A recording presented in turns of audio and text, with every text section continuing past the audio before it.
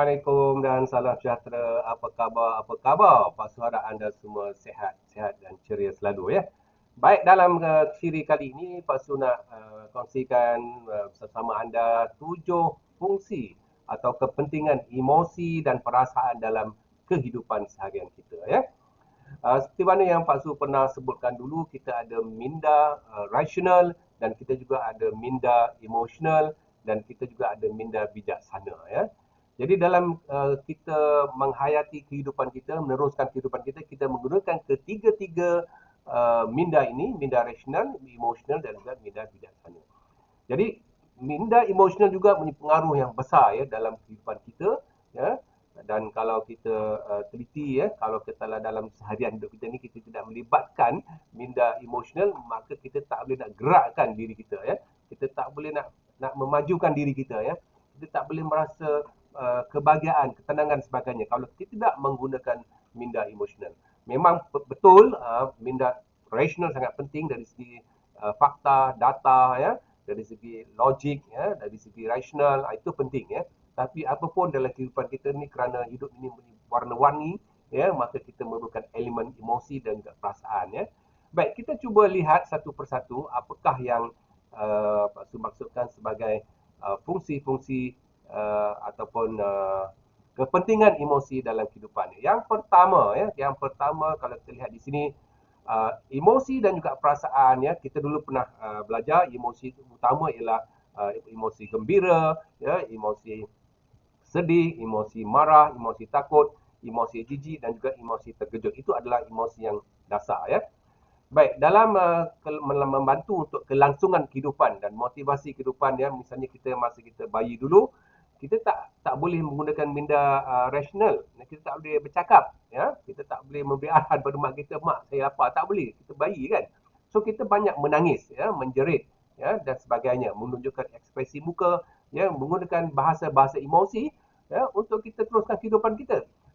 Kalau lapar mungkin menangis ke, menjerit ke ya, menunjukkan muka yang uh, muka sedih ya dan sebagainya. Jadi untuk melangsungkan kehidupan kita ni, daripada kita bayi, daripada kita kanak-kanak, remaja, dewasa dan sampai kita usia emas ya, kita memang memerlukan emosi dan perasaan ya untuk membantu kelangsungan kehidupan kita ya. Apabila kita rasa takut, maka kita akan cuba mengelakkan diri kita daripada perkara yang kita rasa berbahaya dalam kehidupan kita ya. Kalau kita nak rasa seronok, nak rasa gembira, nak rasa sejahtera, maka kita mencari kebahagiaan ya, kegembiraan ya, menggunakan emosi-emosi kegembiraan. Dan begitu juga motivasi ya. Motivasi adalah didorong atas asas-asas emosi ya. Kalau kita takut gagal dalam peperiksaan ya, maka kita akan belajar bersungguh-sungguh ya. Kan belajar, kalau kita nakkan pengiktirafan daripada ibu bapa, guru, pensyarah kita ya, kita nak rasa seronok, kita pun belajar bersungguh-sungguh. Jadi itu motivasi. Begitu juga kalau kita nak bekerja kan ya. Jadi emosi itu mempengaruhi kita untuk memotivasikan kita, mendorong kita ya, meningkatkan komitmen kita dalam sesuatu perkara ya. Dan yang kedua, emosi dan perasaan sangat-sangat membantu kita dalam membuat keputusan, membuat pilihan hampir setiap masa, setiap kita. Bila kita nak pergi kerja ni pun kita fikir baju apa nak pakai, seluar apa nak pakai ya.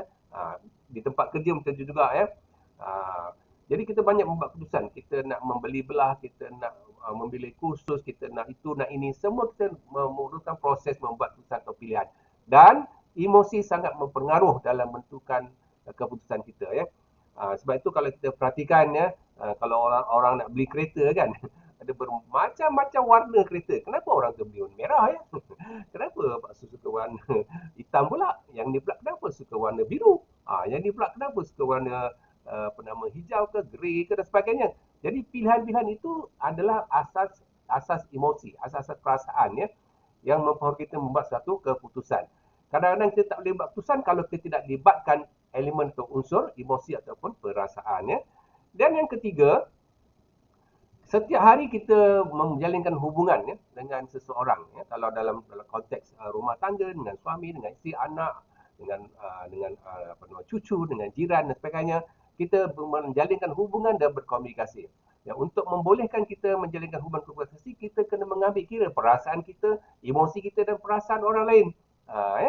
Dan kita akan rasa seronok ya untuk kita bercakap, berbincang ya dengan seseorang apabila kita rasa gembira dan orang tu pun rasa gembira. Kalau orang tu rasa sedih pula, kita mungkin akan sesuaikan bahasa-bahasa tertentu yang sesuai untuk kita menjalinkan komunikasi dengan orang yang dalam kesedihan. Kalau orang tu rasa ketakutan kita mungkin menyesuaikan juga bahasa-bahasa kita kita tak boleh cakap apa nama sambil gelak-gelak kan.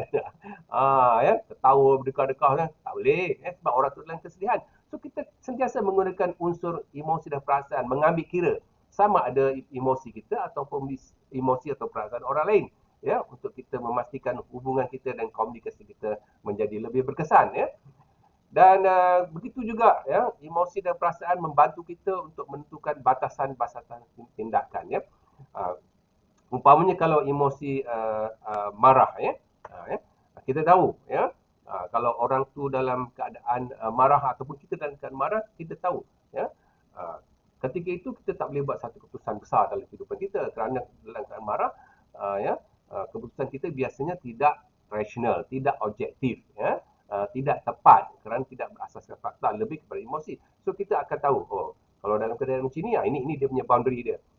Kalau nak buat keputusan elakkan buat keputusan begitu juga kalau orang tu dalam keadaan ketakutan kalau dia rasa takut ataupun dia rasa sedih. So emosi-emosi itu akan boleh menjadikan sempadan ataupun batasan untuk kita setakat mana kita boleh. Kalau orang dalam keadaan sedih, kita tahu setakat mana kita boleh buat tapi kalau kesedihan sudah dapat dielakkan, kita kata kita boleh pergi lebih jauh lagi. Kita boleh ambil tindakan-tindakan yang lebih hebat lagi, lebih agresif lagi umpamanya Jadi emosi itu membantu kita untuk menentukan setakat mana pada suatu masa kita boleh bertindak Dan yang kelima, emosi dan perasaan sangat-sangat membantu kita meramal tingkah laku seseorang.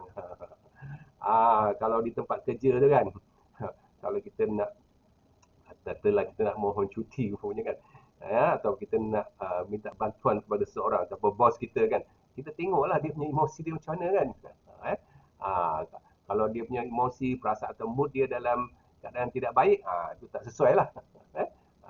Jadi kita tahu kalau orang tu tengok dia happy je kan, dia ceria je kan, dia cool je dia tenang je kan. So mungkin itu waktu yang sesuai jadi kita boleh meramal seseorang tu boleh bertindak secara positif ataupun negatif berasaskan emosi yang sedang dialami. Begitu juga dalam diri kita Baik, yang keenam, emosi dan perasaan ini sangat-sangat membantu kita untuk memperkasakan kegembiraan ataupun kebahagiaan hidup. Sama ada kebahagiaan dalam hidup diri sendiri, peribadi, ataupun kehidupan keluarga dan juga masyarakat dan tempat kerja. Oleh sebab itulah kita perasaan kasih sayang, sayang rasa menghormati, rasa toleransi, rasa empati, itu semua elemen emosi dan perasaan yang sangat membantu kita untuk kita rasa bahagia atau gembira atau tenang Jadi dengan adanya emosi-emosi yang positif yang seperti mana kita pernah sebutkan dulu kita akan rasa dalam hidup kita ni ada unsur ketenangan, kebahagiaan apabila kita membanyakkan elemen emosi-emosi dan perasaan yang positif kerana dia akan memberi kesan yang baik. Tapi kalau emosi-emosi yang negatif umpamanya marah, sedih sedih tak habis-habis marah tak habis-habis itu akan sebaliknya berlaku lah Dan yang terakhir ialah emosi dan perasaan juga dapat membantu kita untuk memperkukuhkan perpaduan keluarga dan masyarakat Bila kita cakap pasal perpaduan, maknanya kita memerlukan jalinan jalinan kerjasama, rasa hormat menghormati toleransi saling bantu membantu tolong menolong ini semua memerlukan emosi dan perasaan-perasaan yang positif untuk kita pastikan keluarga kita padu, masyarakat kita padu, negara kita padu maka jalinan perpaduan ini akan hanya dapat dipupuk dan juga dipertingkatkan apabila ahli dalam masyarakat itu, dalam keluarga itu hidup dengan keadaan emosi dan perasaan-perasaan yang positif Jadi saudara-saudari yang saya hormati sekalian banyak fungsi-fungsi dan kepentingan emosi dan perasaan dan juga perasaan dalam kehidupan kita ya. Dan kita tahu tanpa adanya emosi dan perasaan-perasaan yang positif, kita tidak boleh dapat menikmati kehidupan yang bahagia, kita tak boleh menjalinkan hubungan yang baik dengan orang lain ya. Kita tak dapat belajar, kita tak dapat bekerja dengan bersungguh-sungguh ya kalau kita tidak ada emosi dan perasaan-perasaan yang positif ya. Begitu jugalah kalau katakan dalam hidup kita ni ataupun dalam keluarga, dalam masyarakat, kita banyak emosi dan perasaan-perasaan yang negatif, ya, dia akan menyebabkan malapetaka, dia akan menyebabkan kesengsaraan, dia akan menimbulkan banyak kebencian, ya, perpecahan. Ini pun kesan daripada emosi yang negatif atau perasaan yang negatif. Oleh sebab itulah kita hendaklah berusaha untuk memupuk ya emosi-emosi yang positif dalam kehidupan kita supaya kita dapat hidup bahagia, tenang dan mencapai kejayaan yang kita idami. Sehingga kita bertemu lagi dalam kesempatan akan datang. Salam